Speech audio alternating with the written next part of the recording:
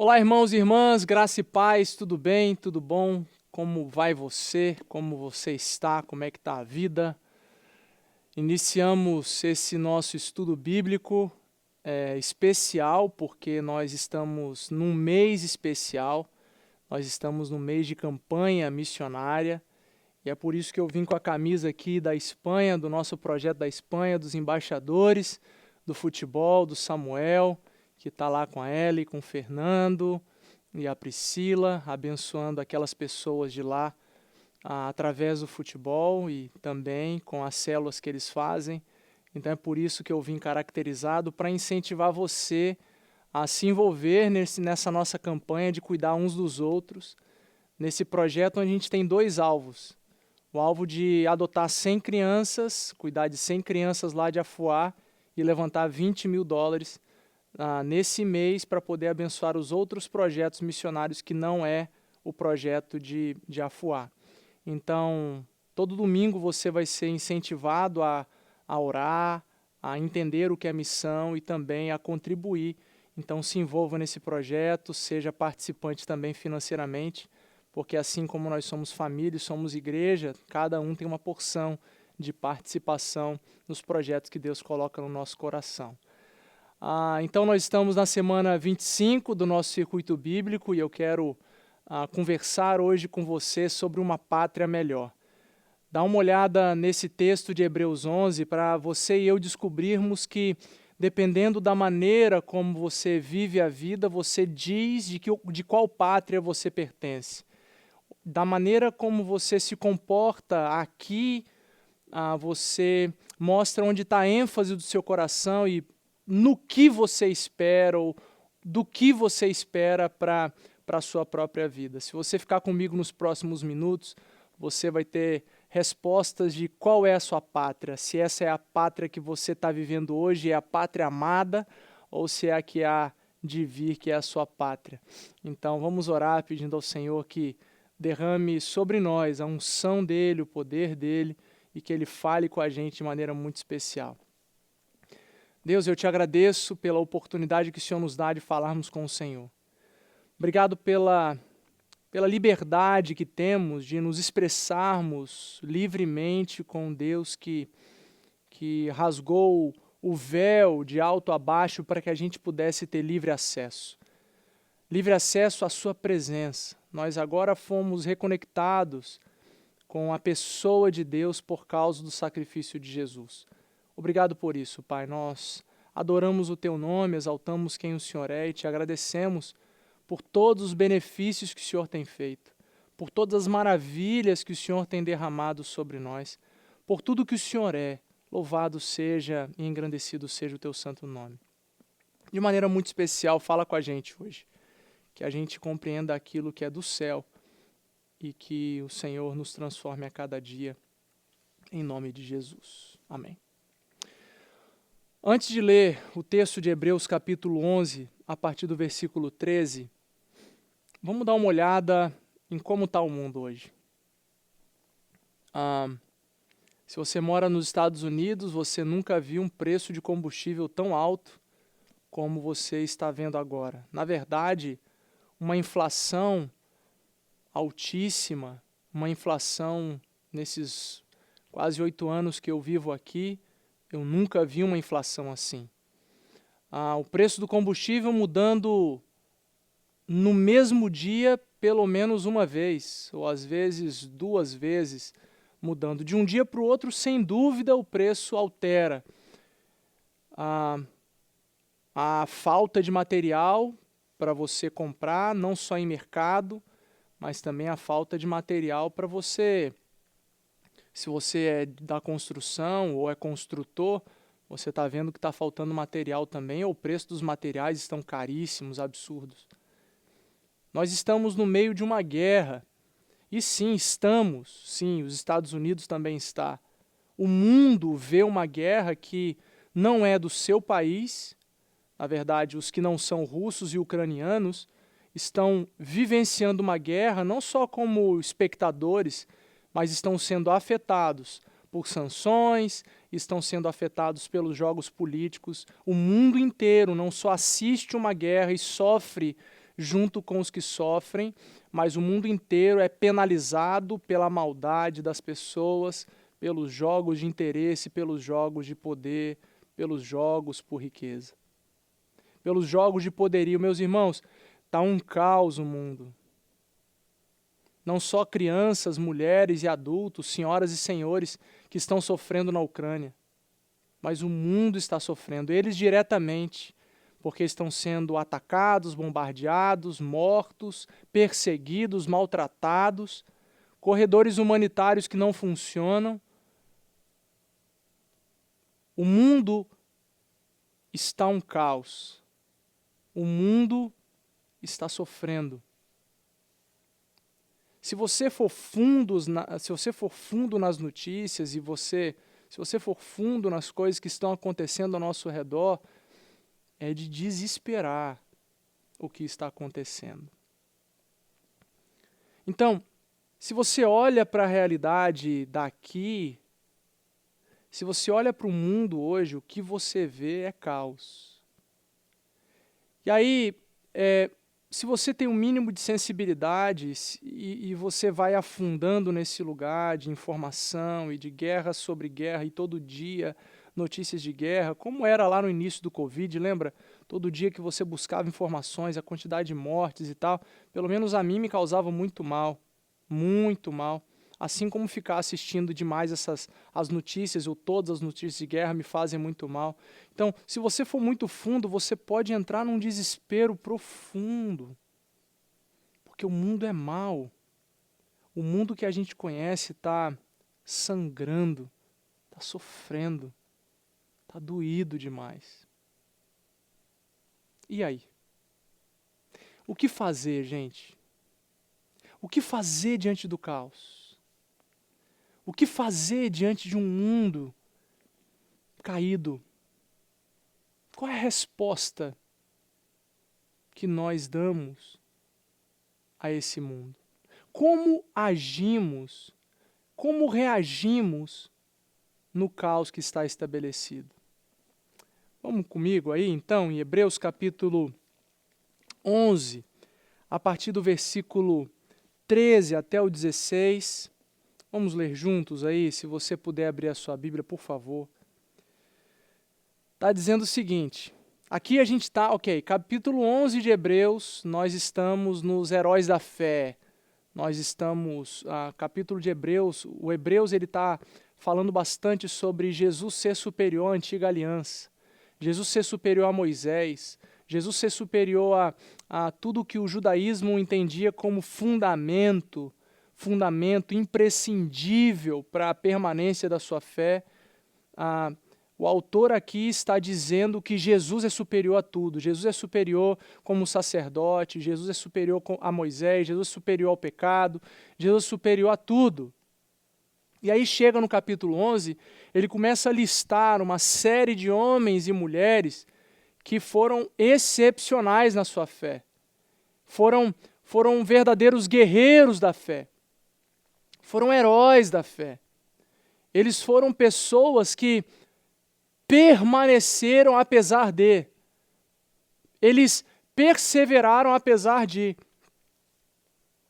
E aí ele fala bastante sobre Abraão, e aí ele chega aqui no versículo 13, ele cita outros, e olha o que o texto sagrado diz. Todos estes que ele citou, e aí você pode pegar o capítulo 11 e ler todo, todos estes viveram pela fé e morreram sem receber o que tinha sido prometido. Segura essa aí. Viram-no de longe e de longe o saudaram, reconhecendo que eram estrangeiros e peregrinos na terra. Os que assim falam mostram que estão buscando uma pátria. Se estivessem pensando naquela de onde saíram, teriam oportunidade de voltar. Em vez disso, esperavam eles uma pátria melhor, isto é, a pátria celestial.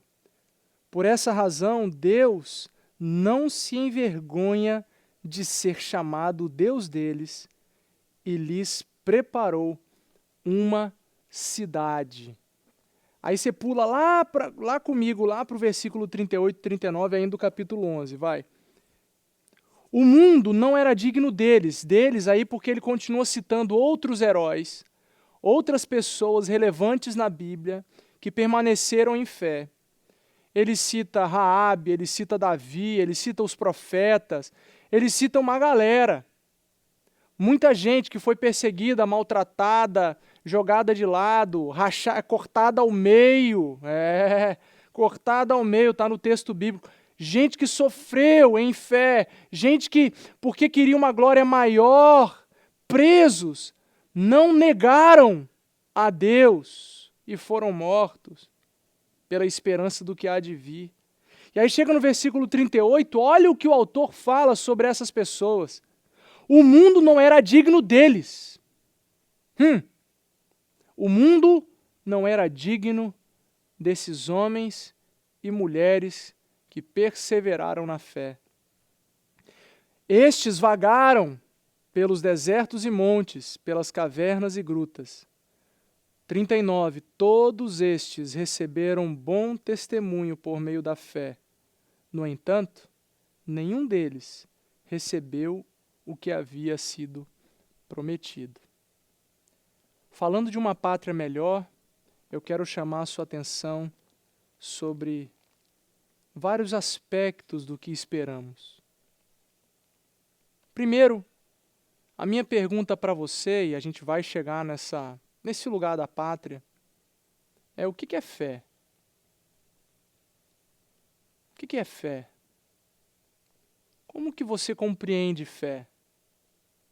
A fé em Deus, vai? Foca na fé em Deus. Como que você compreende a fé em Deus? O que é fé em Deus?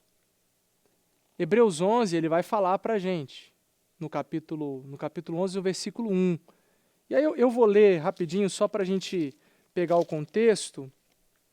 Olha o que diz aqui o versículo 1. Fala que a fé é a certeza daquilo que esperamos e a prova das coisas que não vemos. Fé, o autor bíblico ele explica da seguinte maneira: fé é certeza. Certeza de alguma coisa que a gente não vê. Certeza. Sim, fé é certeza. Fé também é espera. A fé é espera. A fé também é prova das coisas que não vemos. A fé está completamente relacionada à convicção. A fé está relacionada a um lugar onde eu finco os meus pés e não tremo com o tremor da vida. Porque a fé é um lugar que eu me alicerço em Deus e que, por causa dela, eu sou convicto da vida. Eu não preciso de outra coisa além dela. Eu não preciso de fé para além da minha fé em Deus, porque a fé em Deus é o meu alicerce para caminhar na vida. É o lugar onde eu piso e vou pisando forte, marchando forte, com os pés altos, porque eu sei de onde eu vim. Eu sei para onde eu vou. Eu sou de Deus. Eu sou um ser que é celestial. Como o texto bíblico diz aqui, falando sobre os heróis da fé, no versículo 13, eles sabiam que eles eram estrangeiros e peregrinos na terra. E eu também sei que eu sou assim por conta da minha fé em Deus. E o que me dá essa certeza, essa convicção de esperar por uma pátria melhor é a fé. Fé é isso. Fé é essa loucura. Fé é esse negócio que a gente não consegue muito bem explicar com palavras. Mas quando a gente tem um encontro com Deus, fé em Deus, é esse lugar de contentamento e paz apesar de qualquer coisa à nossa volta. Fé. Fé em Deus. Fé em Deus é o nosso alimento. Fé em Deus é a nossa sobrevivência. Fé em Deus é a nossa esperança para amanhã. Fé em Deus é tudo que a gente precisa para viver numa pátria melhor.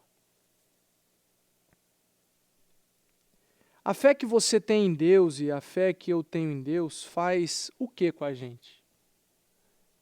Ok, já entendemos o que é fé. E agora, o que ela causa ou deveria causar em mim e em você? A fé em Deus. Responda aí. O que a fé deveria causar ou causa na sua vida, no seu dia a dia? No seu de segunda a domingo, de domingo a domingo, vai. No seu trabalho. O que essa fé que você tem provoca no mundo? Provoca internamente em você? O que essa fé faz? A resposta é: essa fé deveria ou deve fazer com que você viva aqui olhando para outra pátria, olhando para a pátria que há de vir. A fé em Deus precisa gerar no seu coração um lugar onde nós vamos agir na vida, andar na vida, não tentando responder para esse lugar, não tentando responder para essa pátria, não tentando responder para esse momento da nossa história, mas a gente vai andando pela vida por causa da fé em Deus, sabendo que aquilo que a gente vive aqui não é para cá, é para a pátria melhor que a gente vai desfrutar. Então, como eu lido no meu trabalho, eu lido no meu trabalho porque eu compreendi que a minha vida não é daqui. Então eu vou lidar com as pessoas do meu trabalho sabendo que eu sou um agente na vida delas para levá-las comigo para uma pátria melhor. Então eu vou amá-las mesmo que elas não mereçam, porque afinal Deus me amou eu sem merecer, mesmo sem que eu mereça. Então eu vou andar mais uma milha com essa pessoa que é muito difícil, porque eu sei que eu sou muito difícil também. Então eu vou andar com ela, eu vou reagir à minha família com humildade. Porque eu já entendi que eu preciso formar a minha família de um jeito que eles precisam todos viver comigo numa pátria melhor.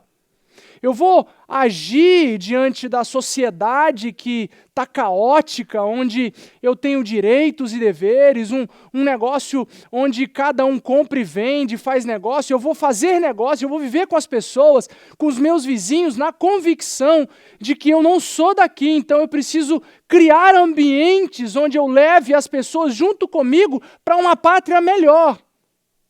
Porque eu já entendi que esse mundo aqui é temporário, essa pátria aqui não é minha. Essa pátria aqui é passageira. Esse lugar aqui eu não pertenço. Esse corpo pecador não sou eu.